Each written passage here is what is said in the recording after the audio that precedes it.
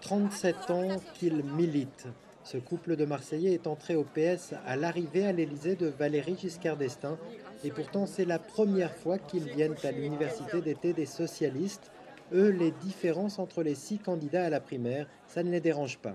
C'est pas une uniformité comme l'ancien parti communiste, là où le chef disait quelque chose, tout le monde disait pareil. On a l'impression qu'on peut peut-être un peu influer. Et ensuite, c'est de se trouver dans le bain, avec le même bain, avec les militants.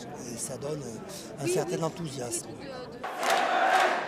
Avec un discours bien rodé sur la précarité et ses appels à changer radicalement le système, Ségolène Royal croit toujours qu'elle remportera la primaire socialiste.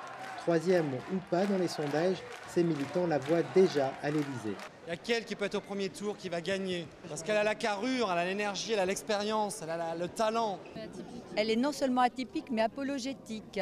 C'est-à-dire qu'elle donne envie, elle a un effet d'entraînement sur toutes les personnes qui perdent tout espoir. Dans un tout autre style, François Hollande a lui aussi choisi d'occuper le terrain.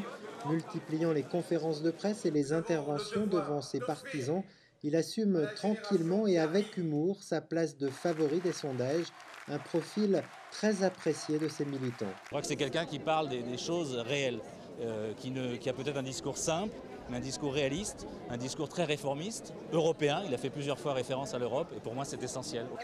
Beaucoup moins friande des caméras, Martine Aubry préfère consacrer son temps aux militants.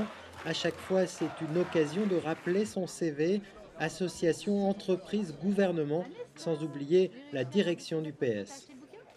C'est la meilleure pour moi. Maintenant, je ne dirai rien contre les autres candidats.